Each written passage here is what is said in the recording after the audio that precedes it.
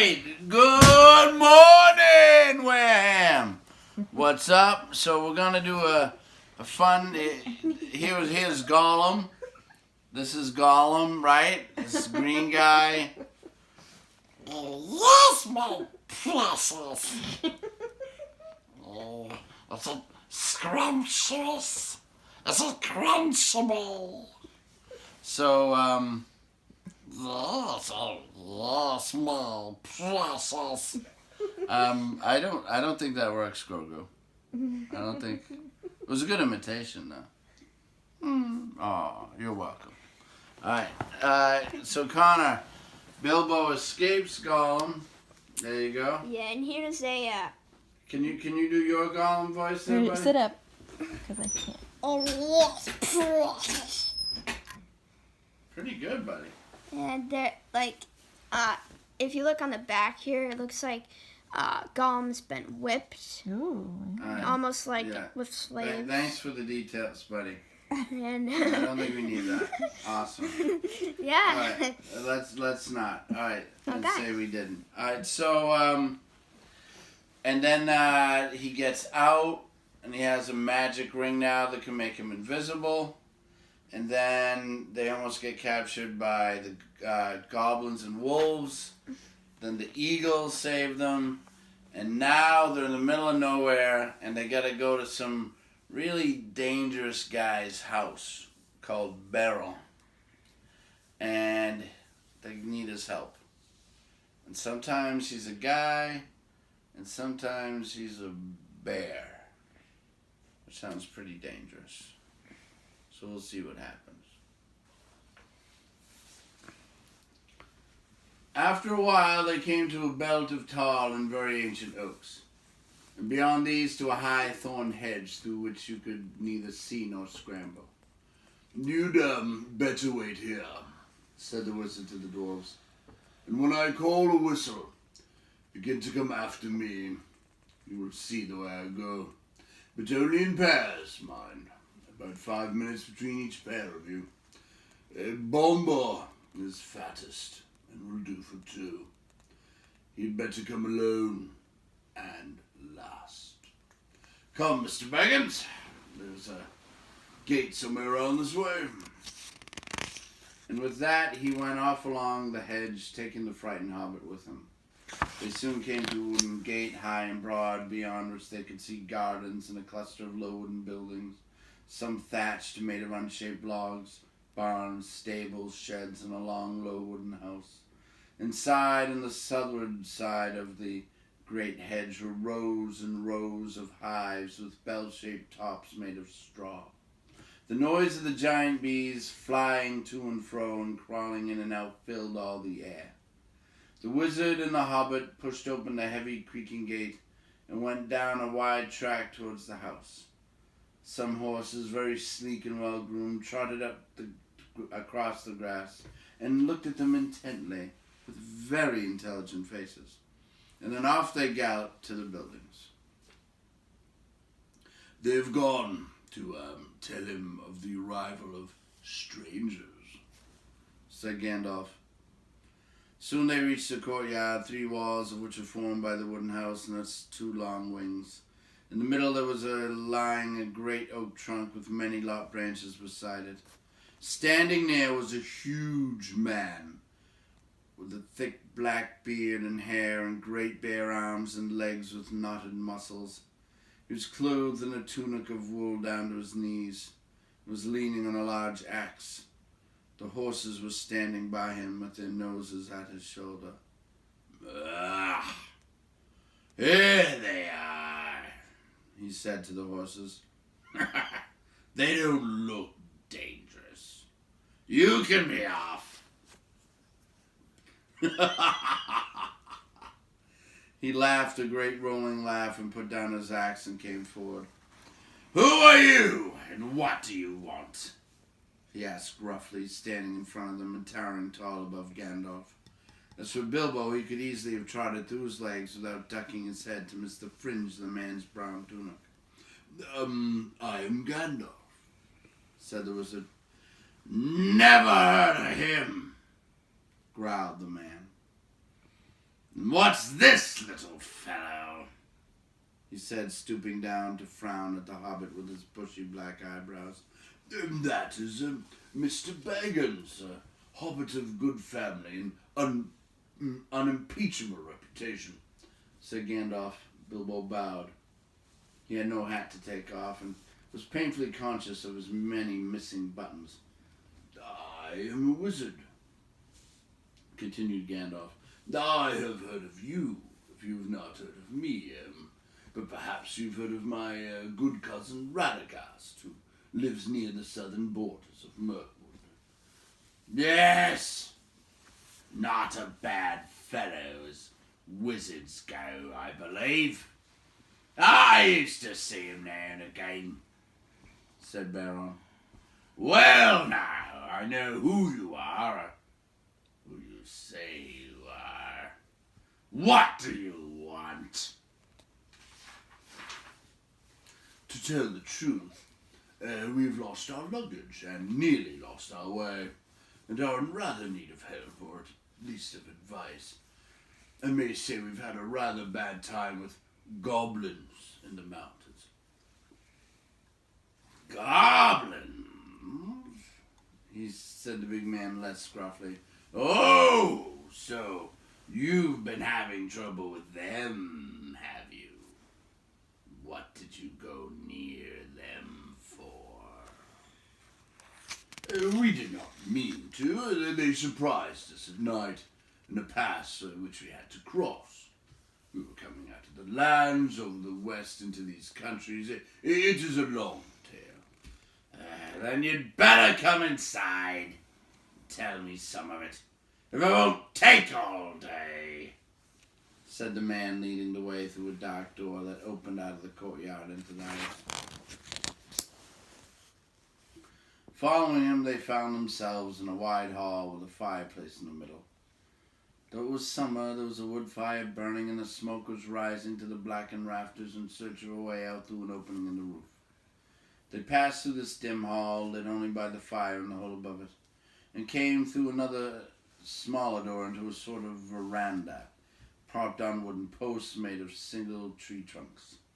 It faced south and was still warm and filled with the light of the westering sun, which slanted into it, and fell golden on the garden full of flowers that came right up to the steps. Here they sat on wooden benches, while Gandalf began his tale, and Bilbo swung his dangling legs and looked at the flowers in the garden, wondering what their names could be, as he had never seen half of them before. "I was coming over the mountains with a friend or two," said the wizard. "Or two? I can only say one, and a little one at that," said Baron.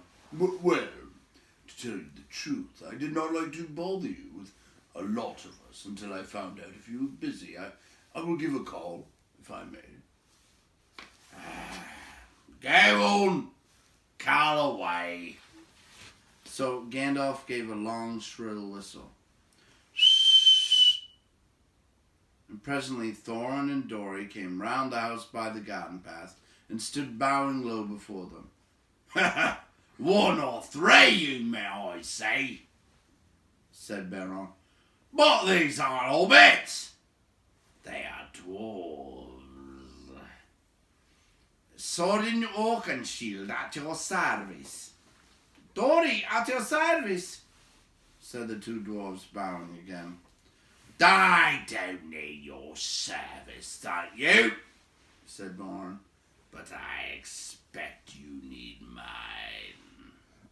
I am not over fond of dwarves, but if it is true you are Thorin, son of Thrain, son of Thor, I believe, and that your companion is respectable, and that you are enemies of goblins, and are not up to any mischief in my land. So, what are you up to, by the way?"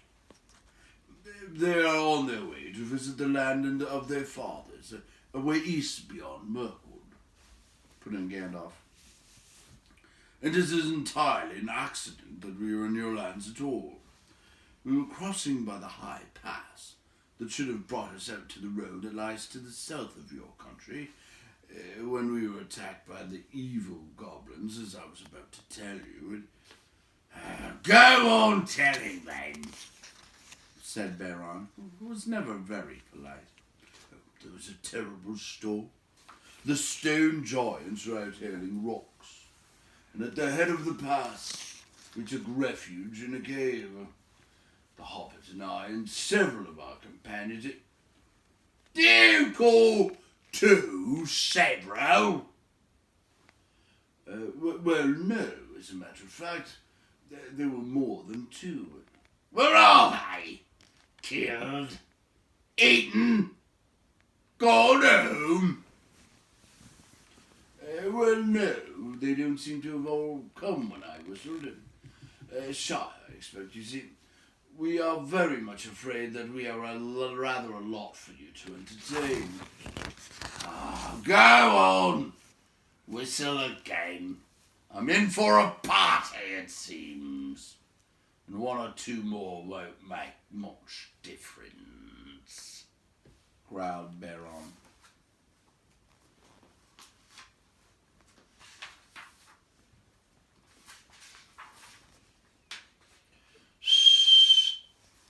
Gandalf whistled again.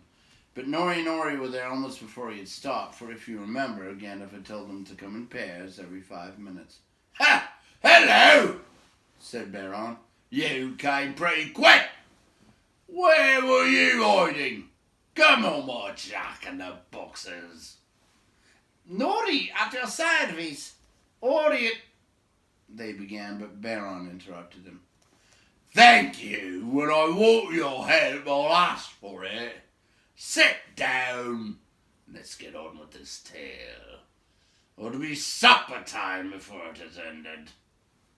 As soon as we were asleep, went on Gandalf, a crack at the back of the cave opened. Goblins came out and grabbed the Hobbit and the dwarves and a troop of ponies. Troop of ponies? What were you? Travelling circus? Or were you carrying lots of goods? Or do you always call 6 a troop? Oh, no, as a matter of fact, there were more than 6 ponies. There were more than 6 of us. And here are 2 more. Just that moment, Balin and Dwalin appeared and bowed so low that their beards swept the floor.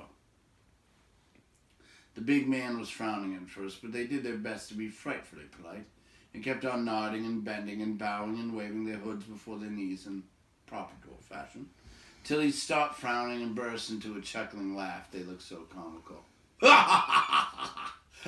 A troop was right, he said. A fine comic one. Come in, my merry men. And what are your names? I don't want your service just now. Only your names. Then sit down and stop wagging. Balin and Dwalin, they said, not daring to be offended, and sat flop on the floor looking rather surprised. Now, go on again, said Baron to the wizard. Where was I? Oh, yes. I was not grabbed.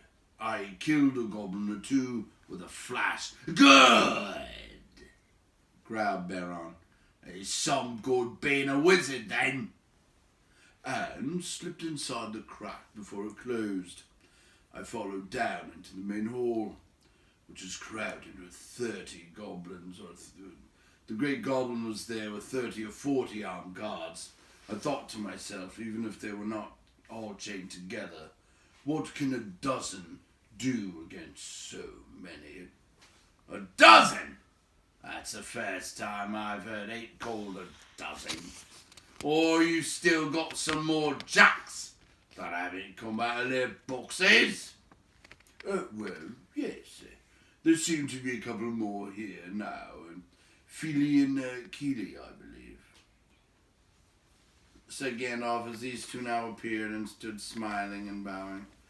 That's enough, said Baron. Sit down and be quiet. Now, go on, Gandalf. So Gandalf went on with the tale, until he came to the fight in the dark, its discovery of the lower gate, and the horror when they found that Mr. Baggins had been mislaid. We counted ourselves and found that there was no hobbit. There were only 14 of us left. 14? That's the first time I've heard 1 from 10 leave 14. You mean 9, or else you haven't told me yet all the names of your party. Well, of course you haven't seen Owen and Glowin yet, and bless me, here they are. I hope you forgive them for bothering you. Oh, let them all come. Hurry up. Come along, you two, and sit down. But look here, Gandalf. Even now, we've only got yourself and 10 dwarves and a hobbit that was lost. That only makes 11 plus 1 mislaid. Not 14. Unless wizards count differently to other people. But now, please get on with the tale. Baron did not show it more than he could help, but really he had begun to get very interested. You see, in the old days he had known the very part of the mountains that Gandalf was describing. He nodded and growled when he heard of the hobbits' reappearance and of their scramble down the stone slide, and of the wolf ring in the woods. When Gandalf came to their climbing into trees with the wolves all underneath, he got up and strode about and muttered, I wish I had been there. I would have given them more than fireworks. Well, said Gandalf, very glad to see that his tale was making a good impression. I did the best I could. There we were, with wolves going mad underneath us, and the forest beginning to blaze in places when the goblins came down from the hills and discovered us. They yelled with delight and sang songs, making fun of us. 15 birds and 5 fir trees. Good heavens! Growled Baron. Don't pretend that goblins can't count. They can. 12 isn't 15, and they knew it. Oh, and so do I. There were Biffer and Boffer as well. I haven't ventured to introduce them before, but here they are. In came Biffer and Bomber. And me! Oh, gasped Bomber, puffing up behind. He was fat, and also angry at being left to last. He refused to wait 5 minutes and followed immediately after the other two.